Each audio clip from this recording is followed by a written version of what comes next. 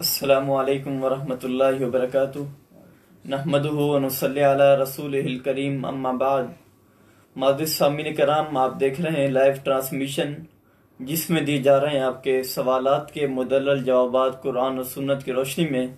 हमारे साथ मौजूद हैं उस्ताद मोहतरम फ़ज़ीलत शेख अबू मुआज़ मोहम्मद हनीफ़ हफ़िज़हुल्लाह ताला, जो इंशाअल्लाह हमारे सवालात के जवाबात देंगे।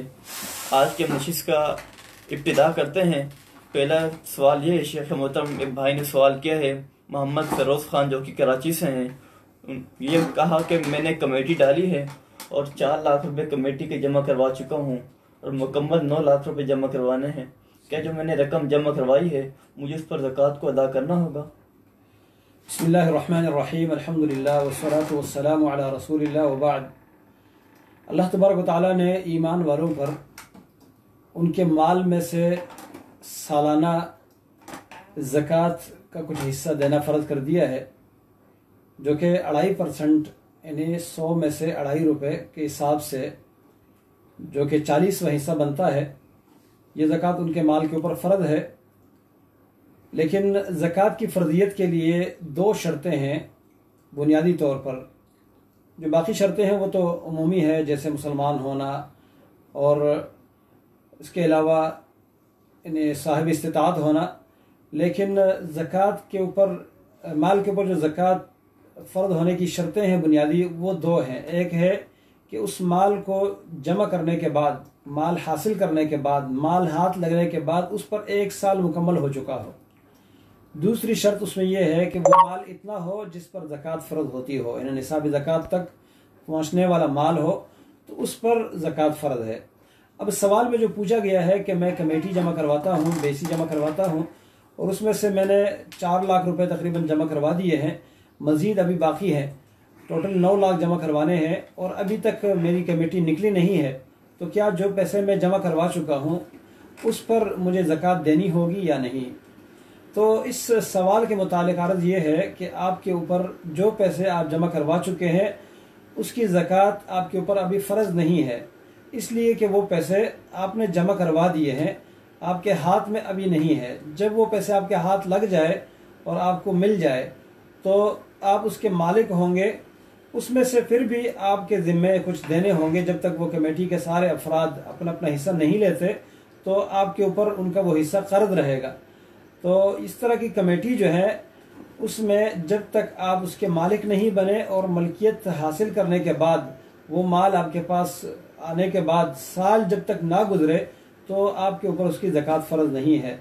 जो सूरत हाल आपने पूछी है इसमें यही है कि फ़िलहाल जब तक आपकी कमेटी निकलती नहीं है और उस पर साल नहीं गुजरता तो आपके ऊपर उसकी ज़कात नहीं है, बल्कि आप वो कमेटी अपनी जमा करवाते जाएंगे।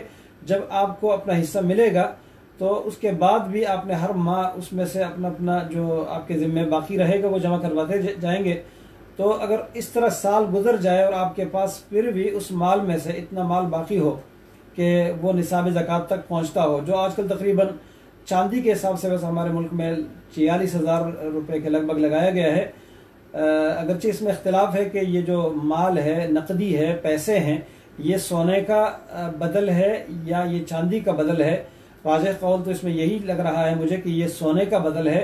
तो सोने के हिसाब से जो 7.5 तोले सोना है उसकी कीमत अगर आपके पास मौजूद है, और इसके अलावा अगर आपके पास कीमत ये नहीं है 7.5 तोले की, लेकिन आपके पास जो सोना है और जो नकदी है वो सब मिलाकर 7.5 तोले की कीमत तक पहुँचे, तो आपके ऊपर उसकी ज़कात फिर देनी होगी जब उस पर साल गुजर जाए। लेकिन जब तक आपके पास इतनी मालियत नहीं है, या आपके पास इतनी मालियत आ भी जाए लेकिन उस पर साल ना गुजरे, साल गुजरने से पहले पहले वो इस निसाब से कम हो जाए, तो फिर आप उसकी ज़कात अदा ना करें, आपके ऊपर गुनाह नहीं होगा इंशाअल्लाह। जज़ाकुमुल्लाह खैरा।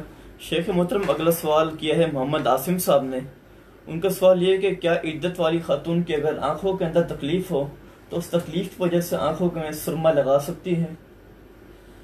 देखिए, इद्दत के अय्याम में ख़वातीन के लिए, यानी जो बेवा है, उसकी इद्दत में ये बात भी शामिल है कि वो ज़ेब और ज़ीनत की जो अशिया हैं उनका इस्तेमाल ना करें।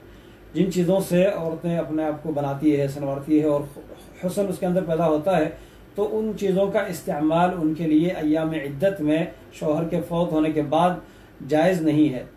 अब सुरमा लगाना, मेहंदी लगाना हाथों के ऊपर, या इस तरीके से दीगर जो मेकअप के असबाब और वसाइल हैं उनका इस्तेमाल करना औरतों के लिए अय्याम इद्दत में जायज़ नहीं है। लेकिन अगर कोई तकलीफ़ है, किसी बीमारी की वजह से उसको आँख में कुछ डालने की ज़रूरत पड़ती है, तो वो सुरमा जो बग़ैर कलर के होता है, सफ़ेद सुरमा या सुरख सुरमा इस्तेमाल होता है और मिल जाता है आमतौर पर मार्केट में, तो उसका इस्तेमाल किया जा सकता है। जो सुरमा खूबसूरती के लिए इस्तेमाल होता है, काले रंग का सुरमा, तो उससे वो इज्तनाब करें ताकि इद्दत के अय्याम में जो खूबसूरती से ममानत वाली बात है उसके ज़िद में वो ना आए। जज़ाकुमुल्लाह खैर। शेख मोहतरम, एक बात भाई ने सवाल किया है कि रात सोने से पहले वजू करने की क्या हकीकत है? अक्सर मुआशरे में बात कही जाती है कि सोने से पहले बावजू होकर सोना चाहिए।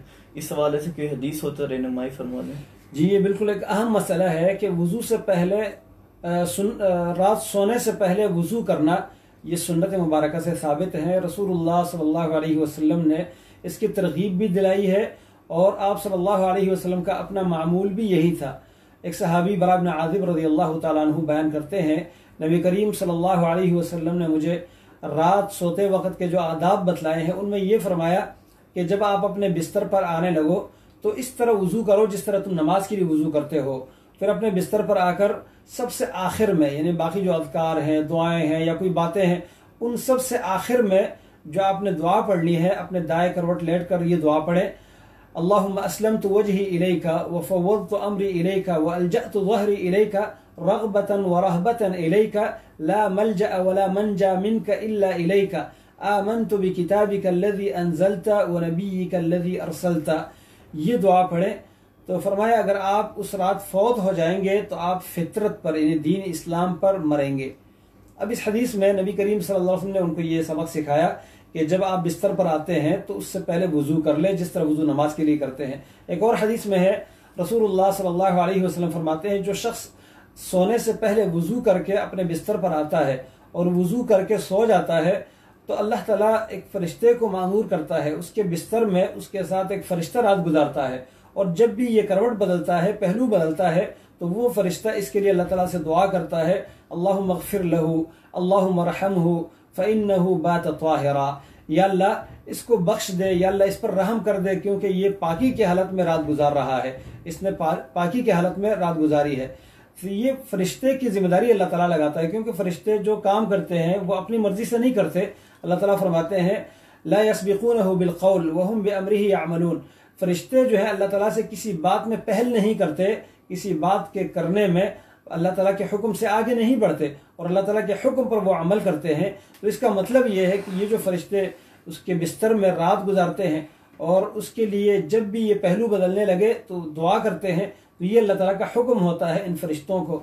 जब अल्लाह ताला को ये अमल इतना पसंद है कि जो शख्स वज़ू करके अपने बिस्तर पर आता है, अल्लाह ताला उसके लिए फरिश्तों को मुकर्रर करता है और फरिश्ते उसके बिस्तर में उसके साथ रात रहते हैं और उसके लिए रात भर दुआएं करते हैं। और ये बड़ी कामयाबी की बात है। हम देखें किसी इंसान को अगर अपने जहन के मुताबिक अच्छा और नेक समझते हैं, उस पर अच्छा गुमान करते हैं, तो उससे कहते हैं जी मेरे लिए दुआ करें, उससे बार बार दरख्वास्त करते हैं कि मेरे लिए आप दुआ करें। हमारा ख्याल ये होता है कि ये गुनाहगार नहीं है, शायद इसके गुनाह कम होंगे मेरे गुनाहों के निस्बत, तो इसकी दुआ मेरे हक में कबूल हो जाएगी, तो इसलिए हम उससे दरख्वास्त करते हैं। यहाँ पर हमें दरख्वास्त करने की जरूरत नहीं पड़ती, अल्लाह ताला खुद मामूर कर देता है, फरिश्तों को ड्यूटी देता है, हुक्म देता है वो हमारे लिए दुआ करें।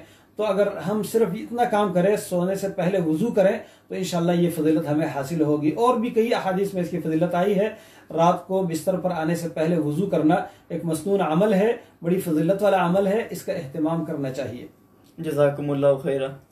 शेख मोहतरम, अगला सवाल क्या है मोहम्मद अबरार भाई ने साहिवाल से। उनका सवाल है कि क्या रमज़ान के अंदर ज़कात अदा करने से अजर में इजाफा होता है?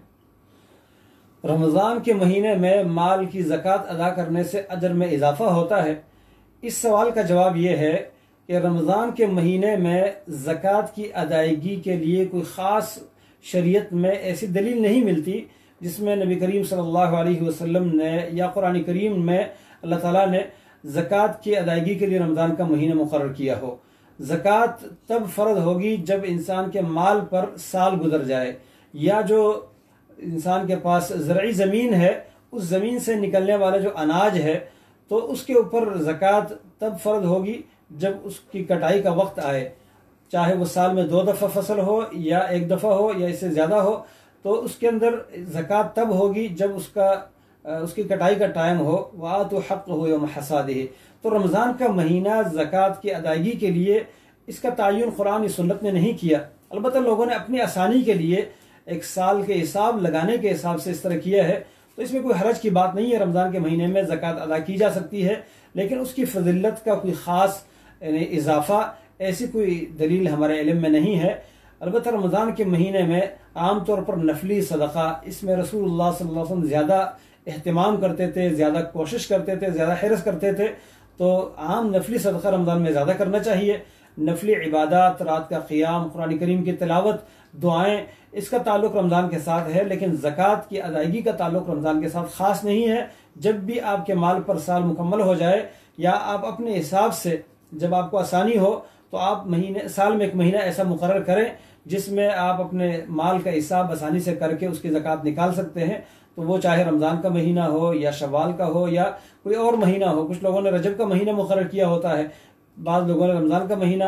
तो इसमें कोई महीना जो है मुतय्यन नहीं है, और ना ही रमज़ान में ज़कात अदा करने की कोई फजीलत के बारे में ज़्यादा कोई रिवायत या कोई हदीस हमें मिलती है।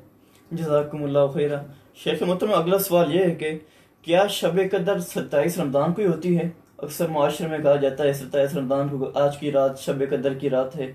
इस हवाले से फिर रहनुमाई फरमाते हैं। लैलतुल क़द्र या शब क़द्र, जिसको फारसी में शब क़द्र कहा जाता है, अरबी में लैलतुल क़द्र कहा जाता है, क़द्र वाली रात। इस रात को अल्लाह ताला ने अपने नबी सल्लल्लाहु अलैहि वसल्लम के लिए वाज़ेह कर दिया था, अल्लाह ताला ने मुतय्यन कर दिया था।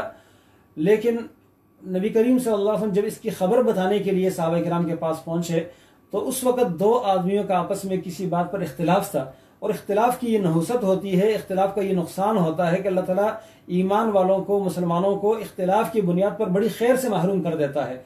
और इससे बढ़कर खैर क्या हो सकती है कि रमज़ान में लैलतुल क़द्र का तयन हो चुका था, ये रात बतलाई गई थी, इसका इल्म अल्लाह ताला ने अपने नबी को दिया था।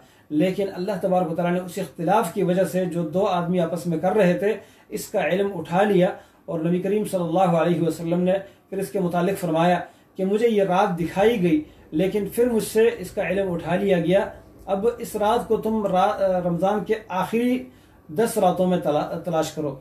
फिर फरमाया कि आखिरी 10 रातों में जो ताक रातें हैं उनमें तलाश करो। अब इन ताक रातों में यानी 21वीं रात, 23वीं, 25वीं, 27वीं, 29वीं, इन 5 रातों में कोई एक रात है लैलतुल क़द्र की। अब बाज़ रिवायत से ये बात साबित होती है कि 21वीं रात जो है वो लैलतुल क़द्र की रात है। इस बारे में सही बुखारी के अंदर एक मारूफ रिवायत, जिसमें नबी करीम सल्लल्लाहु अलैहि वसल्लम फरमाते हैं कि मैं उस रात की सुबह देखता हूँ कि मैं नमाज पढ़ता हूँ तो मैं कीचड़ में यानी मिट्टी और पानी में मैं सिजदा करता हूँ। तो जब ये बात नबी करीम सल्लल्लाहु अलैहि वसल्लम ने बयान फरमाई, सहाबा किराम कहते हैं हमने देखा कि आप सल्लल्लाहु अलैहि वसल्लम फजर की नमाज पढ़ा रहे थे और आपकी मस्जिद की छत जो है उसके अंदर से पानी टपक रहा था। तो मस्जिद में जो नमाज पढ़ने की जगह थी वहां पर नबी रसूल के सीधे वाली जगह पर पानी जमा हुआ था। आपको हमने देखा, आपकी पेशानी के ऊपर कीचड़ यानी मस्जिद की जो मिट्टी थी वो लगी हुई थी, आपने पानी और मिट्टी में सिजदा किया। और ये 21वीं रात थी, बारिश हुई थी, 21वीं रात थी। उस हदीस में जो नबी करीम सल्लल्लाहु अलैहि वसल्लम ने इलामत बताई है कि मैं इस रात कीचड़ में सिजदा करता हूँ, मैंने अपने आप को देखा, तो वो 21वीं रात है। अब 21वीं रात के बारे में ये हदीस है। इसके अलावा बाद रिवायत 23वीं रात के बारे में है और कुछ ज़्यादा रिवायत जो है 27वीं रात के बारे में है। इन तमाम रिवायत के मुतालिक यही कहा जा सकता है कि इन रातों में से किसी एक रात के अंदर उम्मीद ज़्यादा होती है, लेकिन राजे और मुतय्यन किसी रात के बारे में ये कहना कि यही रात लैलतुल क़द्र है और बाकी जो रातें हैं वो नहीं है, ऐसा कहना मुनासिब नहीं है। इसलिए कि अल्लाह के नबी सल्लल्लाहु अलैहि वसल्लम ने जब इसका इल्म जो है हमें नहीं दिया और आप सल्लल्लाहु अलैहि वसल्लम को जो दिया गया था वो भी उठा लिया गया, तो अब इसके बारे में सिर्फ जो रिवायत है वो ज़्यादा रुझान के हैं, तरजीही बुनियाद की बातें हैं, बाकी मुतय्यन करने वाली और एक अटल बात कोई नहीं है। तो इन 5 रातों में कोई एक रात है, अलबत्ता ये मालूम नहीं है कि कौन सी है, 27वीं है या 29वीं है या इससे पहले जो रातें ताक गुजरी है 25वीं, 23वीं, 21वीं, इनमें से कोई रात है। बहरहाल इन रातों में इस रात को तलाश करना चाहिए। जो भी रात अल्लाह ताला ने लिखी होगी इंशाल्लाह वो नसीब हो जाएगी, इसकी कोशिश हमें करनी चाहिए तलाश करने की। जज़ाकुमुल्लाह खैरा। अल्हम्दुलिल्लाह आज की हमारी लाइव नशिस्त की क्लास अल्हम्दुलिल्लाह मुकम्मल हुई जो अहबाब सवालात करने चाहते हैं वो कमेंट्स के इनबॉक्स के अंदर सवालात कर सकते हैं। सुब्हानक अल्लाहुम्मा व बिहम्दिका अशहदु अल्ला इलाहा इल्ला अंता अस्तगफिरुका व अतूबु इलैक।